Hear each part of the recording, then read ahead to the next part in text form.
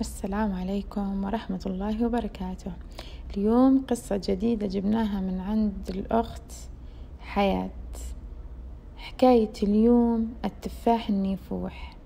كان يا مكان واحدة الراجل متزوج ب7 نساء، واحدة ما جابت له الأولاد، خمم وقرر يروح للمجرب، وكي راح قالوا لازم تجيب لهم التفاح النيفوح، وكل واحدة تاكل حبة، وهذا التفاح تلقاه غير مور 2 جبال متقارنين. كي توصل لازم تستنى حتى يبعدوا على بعضهم باش تنجم تفوت.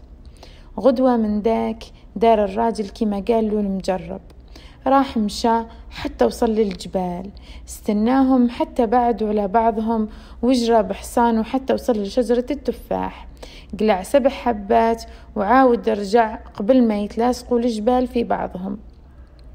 وفي طريقه بغى يذوق من هذا التفاح اللي الناس قاع تحكي عليه، رفد حبة تفاح وقسم منها نص وكلاه، وغير وصل للدار عطاهم قاع حبة حبة، غير بنت عمه عطاها نص.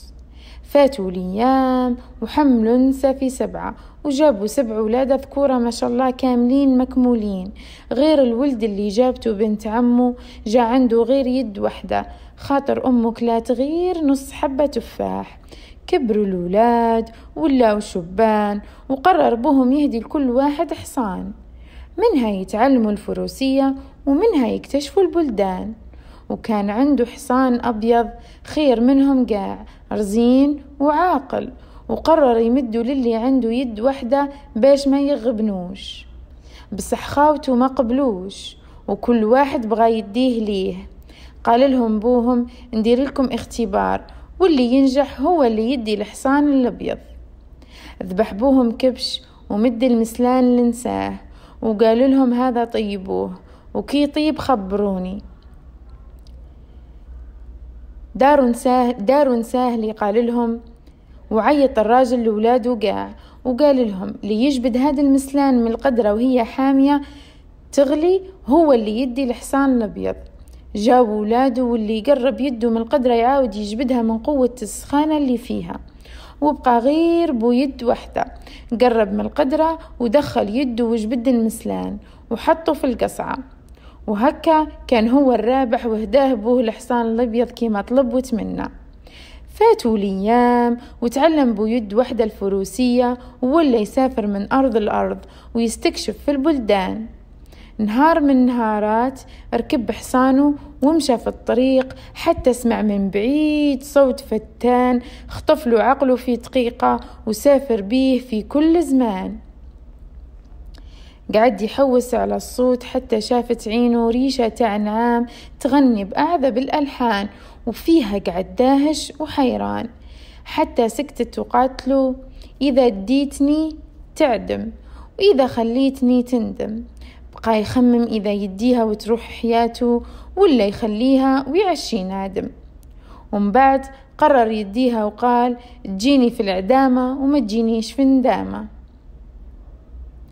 الدريشة معاه، وكل يوم يطلع للمرعى ويرعى البهيمة ويحضر ريشته وتبدأ تغني، وكان كل راعي يسمع لغناه يخلي كلش من يده ويروح يسمع لها.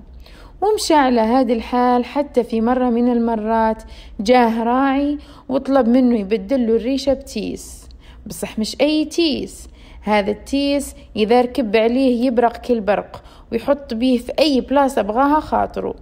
وهنا بلا ما يخمم قرر يبدل الريشة الغناية بالتيس البراق. فاتوا الأيام وبو يد واحدة على تيس وما خلى حتى مكان، الغابات والوديان، الجبال والكيفان، وكان محبوب عند كل الناس، وقاع يشهدوا بأخلاقه ورجوليته. وصل بو يد واحدة لسن الزواج، وكان في القرية باي عنده 7 بنات، وهذا اللي خلى بو يد واحدة يخمم يتزوج بيهم هو وخاوته. وهو قبل ما يخمم في خاوته خمم في روحه، كانت عاجباته البنت الصغيرة، مشى عند خاوته ولمهم وراحوا عند الباي، بصح ما استقبلهمش كيما يلزم وحقروا، خاطر عنده يد واحدة، ورحب بخاوته وكبر بيهم، وخاوته عاجبهم الحال. وقبل يزوجهم ببناته، وقال لهم كل واحد يخير وحدة منهم، واللي خيرها راهي ليه. خيروا قاع الخاوة بنت من البنات حتى بقات غير البنت الصغيرة، وبقى أبو يد وحدة. وهنا شنف البايع على أبو يد وحدة وقال له ما عندناش بنات للزواج، وبنتي ما زالت صغيرة. وخاوته يشوفوا ويتبسموا عاجبهم الحال. وأبو يد وحدة يميز وينحرق من الداخل، حتى نطقت البنت وقالت بصح أنا قبلت نتزوج بيه. وهنا ما عليه غير يزوجها له باش ما يوليش حديث في فم اللي يسوى واللي ما يسواش. تزوجوا الخاوة لبنات الباي وداروا لهم عرس 7 أيام و7 ليالي، وفرح معاهم القريب والبعيد، وكل واحد عطاه الباي دار قريبة لداره هكا باش ما يبعدوش عليه بناته. بصح أبو يد وحدة قعدت تحرق في قلبه قلة القيمة اللي شافها وشفاية خاوته فيه. بغى يبين للباي باللي المظاهر خداعة وباللي هو المخير في خاوته. ونهار من نهارات أرسل مرته لبوها وقال لها قولي لبوك لكان أنت عزيز عند نسابك يجيبولك حليب الغولة في الجلد نتاع ولدها. وغير راحت بنته وقالت له عيط لنسابه 6 وقال لهم لو كان أنا عزيز عندكم جيبولي حليب الغولة في الجلد نتاع ولدها. وهنا كانت الصدمة لنسابه وحاروا منين يجيبوا الشي اللي يطلب. وغير طل الصباح حكموا الطريق ومشاو قاصدين الجبال حتى لقاهم بو يد وحدة على تيسو وكان متنكر باش ما يعقلوهش. وقال لهم وين رايحين يا ولادي؟ قالوا له رايحين نجيبوا حليب الغولة من جلد في جلد ولدها. قال لهم هذه صعيبة عليكم يا ولادي وما شكيتش تقدروا لها، بصح أنا نقدر نجيبه وإذا تقبلوا نقطع لكم وذنيكم وبلا ما يخموا قبلوا. وما عليهم غير مدولوا وذنيهم، وهذا اللي كان قطع لهم وذنيهم وبرق على تيسو حتى وصل لدار الغولة. استناها حتى خرجت من الدار وخون لها ولدها وعلقوا من رجليه في البير. وغير شافته لحقاته تجري من موراه تجري حتى طاحت في البير ماتت.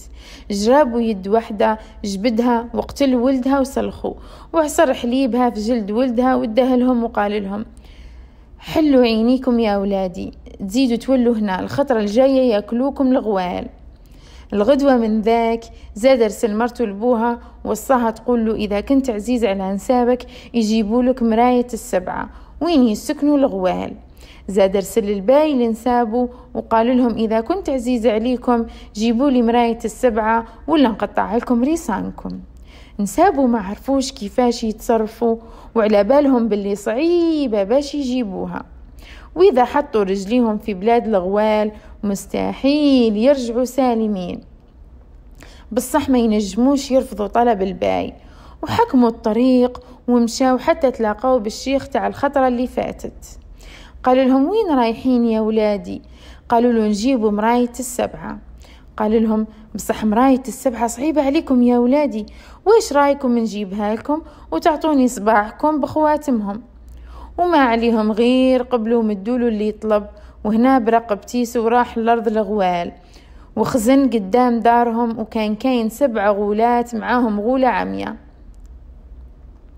وغير يخرجوا من الدار يخلوها تعسها، وكانت كاينة كلمة سر يقولوها لها باش تقفل الباب ويقولوها لها باش تحلو. وهنا قعد بو يد وحدة يستنى يخرجوا من الدار ويسمع كلمة السر نتاعهم حتى انتحل الباب وخرجوا من الدار.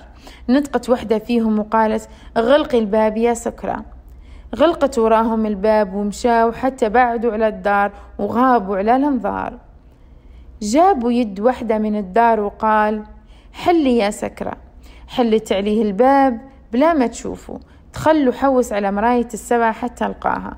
اداها معاه ورجع عند خاوته وعطاها لهم واداوها للباي، وكانوا يحسبوا باللي صاي تهناو وما غاديش يزيد يطلب منهم حتى حاجة. بصح بو يد وحدة ما زال قلبه ما بردش. الغدوة من ذاك زاد ارسل مرته وقال لها قولي للباي إذا كنت عزيز على أنسابك يجيبوا لك التفاح النيفوح اللي شايب يردوا شباب وكيما كل مرة زاد يطلب منهم الباي يجيبوا له التفاح النيفوح. بدأ يضيق خاطرهم ويخلص صبرهم، وهذه المرة راحوا يحوسوا على الشيخ اللي مالف يعاونهم حتى لقاوه. قالوا له جيب لنا التفاح النيفوح، وكيما طلبوا جاب لهم، وقال لهم هذه المرة اعطوني السروج نتاع خيولكم. فاتوا الايام وبغى يدير الباي وعده يعرض فيها الحباب والاصحاب، ويتباهى فيها بنسابه اللي جابوا له كل عزيز على قلبه. حضروا الناس كلاو وشربوا وزهاو، وغير كملوا طلب منهم الباي يتجمعوا وعيط لنسابه، وطلب كل واحد يجيه على احسانه. بصح هما جاو يمشوا خاطر السروج نتاع خيولهم ما عندهمش، وغير قربوا لقاو وذنيهم وصباحهم مقطوعين. حار الباي في امرهم، وكيما دار معاهم ما قالولوش الصح. حتى جابوا يد وحده حكالوا الحكايه وقال له كل حاجه اللي طلبتها انا اللي جبتها، وورالو صباحهم ووذنيهم وسروجهم. وهنا طردهم الباي من عنده، وخرجوا حاطين رسانهم من حشمه والندم، وطلب السماح من بويد وحده وتباهى بيه بين اصحابه وحبابه، وولا هو المخير عنده، واعطاه 2 حبات من التفاح النيفوح، كلا هو وحده ومرته وحده. هو رجع عنده 2 يدين، ومرته زادها زين على زين. نتمنى تكون استمتعتوا وفادتكم القصة. نلتقي في قصة أخرى.